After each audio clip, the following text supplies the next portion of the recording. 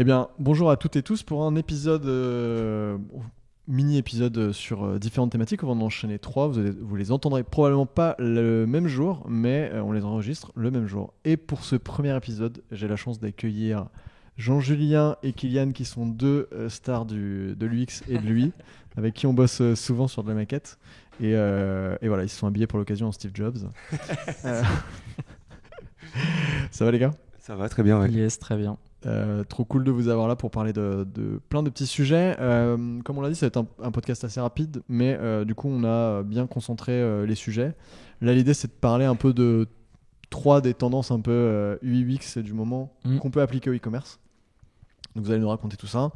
Donc, à savoir le design minimal, les objets 3D et en troisième, le design émotionnel, qui est un peu ce que vous me disiez, un peu l'opposé du design minimal. C'est ça. Et du coup, on va démarrer avec le design minimal, si vous voulez. Ouais. Qui est-ce qui veut commencer dessus Vas-y, déjà expliquer ce que c'est, et puis après, comment on peut l'appliquer au e-commerce, éventuellement avec des exemples. Ouais, complètement. Alors, ça va être assez simple finalement. L'idée, c'est d'enlever un maximum d'éléments superflus, je dirais, pour se concentrer sur de la typographie, souvent de la typographie assez impactante, assez grosse, un travail sur le layout et la mise en page aussi également. Peut-être sortir de ce qu'on connaît habituellement avec des colonnes et des éléments qui s'enchaînent comme ça assez verticalement, horizontalement, mais peut-être aller chercher plus d'asymétrie, jouer un peu sur des grilles, casser un peu les codes, et puis finalement en fait c'est l'idée de splitter un peu les éléments. Peut-être je vais avoir un titre en haut avec du texte un peu en bas pour diriger aussi le regard d'une autre manière, puisqu'on a un peu l'habitude de naviguer sur des sites qui se ressemblent beaucoup. Et c'est normal, mais là c'est d'aller chercher un peu des nouveaux patterns aussi. Ok, est-ce que tu as des exemples de choses qui pourraient être notamment appliquées sur du e-commerce, ou même des exemples de sites de e-commerce qui sont déjà partis là-dessus, ou si tu n'en as pas, des exemples de sites qui sont pas sur du e-commerce, pour un peu qu'on se projette sur quel type de design ça peut être, et que les gens aillent peut-être se connecter chez eux pour la Ouais, journée. complètement. En fait, l'avantage pour revenir au e-commerce, c'est que on va vraiment avoir un focus sur le produit. Et souvent quand même un aspect assez premium qui va se dégager de ça, puisque en fait on sent qu'il y a de la réflexion, il y a du travail justement sur la maquette, sur l'intégration, etc. Donc ça donne un vrai ressenti quali.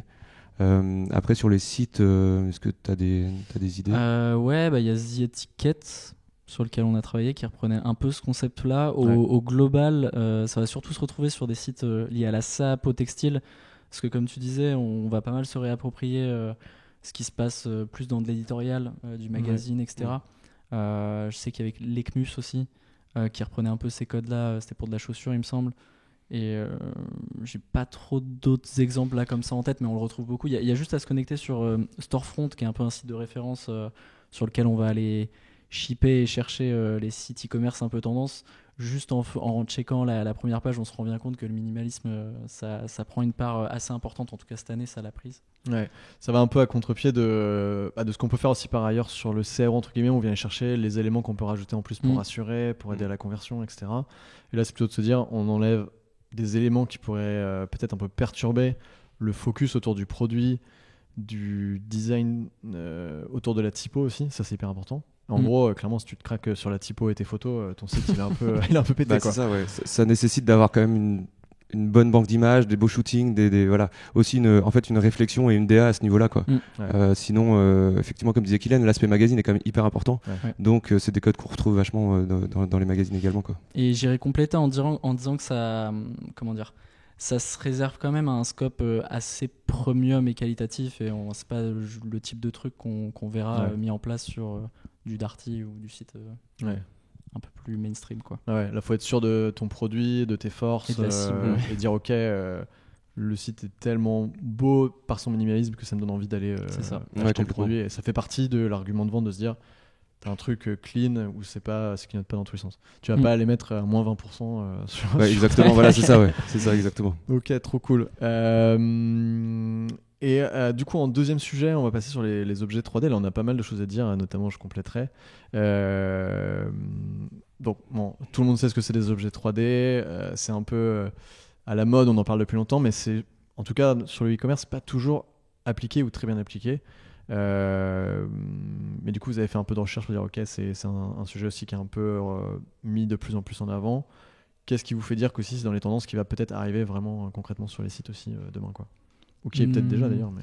Je dirais déjà en fait c'est le fait qu'il y ait beaucoup de nouveaux outils qui permettent de beaucoup plus facilement modéliser en 3D. En fait, globalement, maintenant, à peu près n'importe qui avec son téléphone peut tourner autour d'un objet, récupérer un modèle 3D, l'importer ensuite facilement Shopify sur le son site. permet. Je te coupe, désolé, mais avec en fait l'application Shopify, quand vous êtes dans l'application sur votre store en tant que e-commerce manager du store X ou Y, vous pouvez depuis les fiches produits, il y a un petit bouton qui dit scanner les produits. Alors, il faut un certain téléphone, ça marche. Alors, je suis pas à jour sur l'information. En tout cas, quand ça a été lancé, c'était avec que les iPhone Pro d'un certain niveau. Il fallait les 3 caméras, etc. Mais honnêtement, on l'avait testé au bureau. On avait fait une petite vidéo d'ailleurs qui a bien marché. Où on scannait un petit Yoda de Star Wars. Et ça fonctionnait plutôt très bien. Quoi. Donc, c'est en effet plus accessible aussi. Après, c'est souvent pratique sur les petits objets. C'est plus compliqué sur des choses plus volumineuses. Enfin, il faut avoir de l'espace pour tourner autour, prendre suffisamment de bonnes captations. Mais donc ça fait partie quand même des choses assez dingues. C'est qu'on maintenant on peut balancer la 3D un peu partout, quoi. Avant, c'était réservé à des grosses technos, ça demandait de la modélisation 3D hyper lourde, etc. Je pense aussi à un autre outil qui s'appelle Spline, en fait, qui est un outil vraiment dingue où on peut modéliser depuis son navigateur des choses. C'est un vrai outil 3D, mais hyper simple d'utilisation, qu'on peut ensuite exporter très simplement et réimporter dans son site, mais en 5 minutes, quoi. Et ça, c'est vraiment dingo, quoi. Je sais pas si tu as d'autres outils, Non, au niveau des outils, en vrai, ça sert à rien de tous les énumérer, mais c'est vrai que depuis genre 2-3 ans, ça devient beaucoup plus simple de scanner, derrière d'intégrer avec du spline ou autre. Je pense en termes d'utilisation, il y a aussi une plus-value de fou. Je pense notamment site d'ameublement ou autre, pouvoir tourner autour de l'objet, vous le voir un peu sous toutes ses formes, toutes ses coutures, pardon. Et il y a un truc assez sympa aussi au niveau de l'interaction, de pouvoir sélectionner la couleur de manière un peu plus funky, quoi. Tu changes la couleur, tu as l'objet qui change de couleur sous tes yeux, etc. C'est un peu divertissant. C'est pas facile à dire. Mais oui, tu peux aussi aller imaginer que sur un site demain de e-commerce, tu soumets une photo de ton salon et tu peux aller mettre en dynamique l'objet à l'intérieur, pouvoir éventuellement tourner autour, etc. Donc ça, c'est cool. Et après, il y a un truc qui est assez intéressant, c'est que si vous vendez des objets un peu industrialisés, donc typiquement les meubles, ça rentre dedans. Mais j'ai un autre exemple en tête, c'est des planches de surf, donc Gong par exemple, qui est un site qu'on n'a pas eu, mais c'est pas grave. Mais en fait, c'est assez simple parce qu'en fait, comme ils usinent des planches et qu'il y a des modèles 3D qui existent, en fait, ils ont juste à les réutiliser pour les mettre sur le site. Et c'est assez utile pour ce genre d'objet, en tout cas, de pouvoir tourner autour, regarder vraiment comment il est fait, etc. Donc déjà sur des choses simples entre guillemets, c'est-à-dire juste faire tourner l'objet pour pouvoir regarder comment il est. C'est assez convaincant d'aller regarder ça. Et après, en effet, il y a des mises en situation avec des environnements 3D qui peuvent être assez cool, évidemment. Notamment, je pense à des sites qu'on voit pas mal sur Awards liés au commerce. J'ai des exemples autour de boissons un peu vitaminées ou choses comme ça. En fait, t'arrives, t'as des canettes en 3D, tu scrolles, la canette s'ouvre, il y a des choses qui sortent, etc. Et en termes d'immersion, donc là, c'est plutôt un peu lié à la homepage, mais c'est vraiment hyper engageant, quoi. T'as envie de continuer à scroller, de voir c'est quoi la suite de cette histoire de la canette, où est-ce que ça s'arrête, etc. Ça se voit pas mal et c'est hyper coloré, hyper vif. Et aujourd'hui, ça semble assez accessible. Alors, pas pour tout le monde, mais en effet, pour des agences ou des designers comme vous, de pouvoir aller intégrer ces objets en 3D avec de l'animation de JavaScript qui dit OK, au scroll, tu fais tourner la canette et tout. Ce qui semble être un truc complètement délirant, où c'était Louis Vuitton qui payait ça, et il payait 200 000 € l'animation, quoi. Alors qu'aujourd'hui, c'est largement moins cher que ça. Donc, c'est assez intéressant de pouvoir se dire que des sites un peu plus. J'allais dire mainstream, c'est pas ça, mais avec moins de budget peuvent se permettre des choses un peu plus cool comme ça. C'est vrai qu'on peut jouer, faire du storytelling et tout autour de sa marque, c'est sympa. Moi j'avais en tête un exemple, alors beaucoup moins, un peu plus gadget encore actuellement, mais toute la partie AR aussi, le fait de pouvoir visualiser, je reprends l'exemple du meuble, mais dans ton salon de pouvoir le voir, c'est pas encore ultra répandu, et un peu gadget, dur à utiliser, un peu plus dur à implémenter, mais pour moi c'est un des trucs qui sera de plus en plus répandu. En fait, ce truc-là, ça fait longtemps qu'on en parle et que ça existe en fait, et que tu pouvais déjà mettre un meuble en 3D dans ton salon pour voir ce que ça donne, mais en fait, c'était pas ouf, c'était pas aux bons endroits. Par contre, si demain tu es sur un site de e-commerce, que tu as ta photo produit, qu'en bas à droite tu as un bouton très clean où tu cliques, le mettre dans votre pièce, tu cliques et vraiment il apparaît très rapidement aussi, parce qu'il y a un sujet aussi de rapidité. C'est-à-dire que même si tu arrives à mettre des objets 3D mais que les trucs ils font 200 mégas, le temps de le charger, le foutre dans ta pièce, que ton téléphone il calcule que machin, enfin bref, c'est un délire. Donc là, si demain tu le fais, que tu l'as directement pendant que tu es en train d'acheter sur ton iPhone, enfin ton téléphone, ça casse quand même certaines barrières, quoi. Il y avait pour genre la sélection d'un colorant pour cheveux, c'est L'Oréal, je crois. Ouais, L'Oréal avait fait un. Alors là, on est plus dans le côté vraiment réalité augmentée, mais ouais. Ils avaient fait une sorte de simulateur de coloration de cheveux. Donc tu prends ton téléphone, ça déclenche l'appareil photo, tu vois ta tête et tu as toutes les différentes teintes. Et en fait, tu appuies et ça marche plutôt bien. Ça détecte donc ta coupe de cheveux, tu peux passer en blond, en blanc, en rouge, etc. Et ça, je pense que ça peut être une tendance aussi assez intéressante. Ça peut marcher peut-être pour des gens qui font des lunettes, des casquettes, des accessoires, des choses comme ça. Ça peut être assez bien fait. Et pour prolonger un peu ce truc-là qui est un peu différent, mais c'est de pouvoir aussi capter des images de son propre visage ou de choses de son environnement pour le soumettre à un site de e-commerce qui va te dire ok, cet objet correspond pour toi. Typiquement, il y a des applications aujourd'hui qu'on voit par exemple sur Asphalt qui s'appelle Fittle notamment, qui te permet de rentrer les informations et tout. Mais là, tu es obligé de rentrer différentes informations et après on te dit c'est ça la taille de ton pantalon ou ton pull qu'il te faut. Mais là, il y a des applications qui arrivent tu te prends en selfie. Il arrive à capter juste avec ton visage à peu près quelle est, on va dire, ta masse graisseuse, je sais pas, mais bon, bref, voir un peu juste avec ton visage quel type de fringue pourrait t'aller. Et juste avec ça, il te dit, ok, il faut ça comme vêtement. Donc du coup, c'est en fait cette partie de photo, de scan 3D un peu de ton visage qui permet de proposer aussi des objets qu'après on peut mettre aussi sur un corps avec ta tête qui dit, ok, voilà à quoi ça peut ressembler. Et c'est moins cheap que... Enfin, c'est plus un truc de genre un pull qui est fait en 100 pixels ou tu vois, genre... en limite un Playmobil, quoi, pas du tout, quoi. C'est pareil sur cette teinte de cheveux, tu vois, c'est pour ça. J'imagine juste les cheveux qui changent en mode Playmobil, c'est un peu terrible. Mais du coup, c'est plus le cas. Mais tu vois, sur ce que tu disais, ça me fait penser à quelque chose qui est aussi un autre sujet, c'est l'impact de l'IA dans les suggestions produits, tu vois. Et là, ton exemple en est un, parce que je pense qu'il y a de l'IA derrière bien sûr. leur outil. Et en fait, c'est une manière d'avoir des suggestions personnalisées via l'IA. Et je pense qu'il y en a plein d'autres, j'ai pas forcément là d'exemple en tête, mais c'est sûr que ça va arriver d'aiguiller et d'arriver sur un site où en fait c'est déjà du sur-mesure presque ce qu'on te propose, quoi. Carrément. Très cool. On a un peu digressé sur cette partie 3D, mais c'était cool. Et le troisième et dernier sujet, c'était le design émotionnel. Alors là, c'est le truc où je savais pas ce que c'était, les gars. Vous m'avez appris ça juste avant le podcast, donc c'est terrible.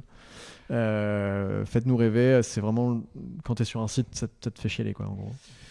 Ouais, en vrai, c'est ça l'idée. Bon, le terme il paraît peut-être un peu pompeux comme ça, mais c'est de stimuler, en fait, c'est un peu des choses inconscientes qui vont te faire développer un rapport avec cette marque.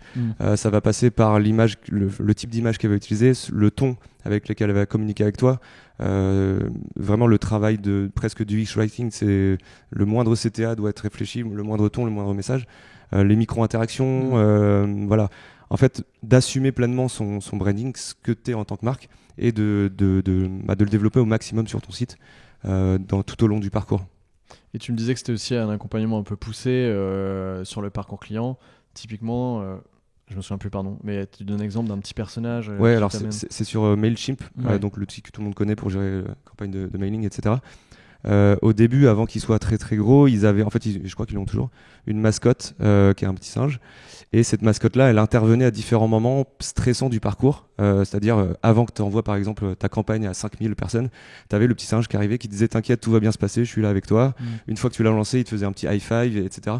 Et ce personnage-là développait en fait un lien directement avec la marque. Et les gens étaient habitués, ils avaient envie de retrouver cette mascotte, etc., etc. Donc, c'est une des manières en fait d'assumer ce branding, puisque maintenant ce singe est toujours leur logo. Enfin, c'est vraiment un personnage de la marque. Et de développer avec tes utilisateurs un rapport privilégié presque au final. C'est hyper intéressant parce que c'est-à-dire que sur des choix difficiles, genre tu viens de donner l'exemple de j'envoie l'email à 5000 personnes. Toi, t'es chef de projet d'une marque, tu dois envoyer l'email, t'es merde, j'espère que j'ai pas fait d'orthographe ou un truc vraiment ghetto.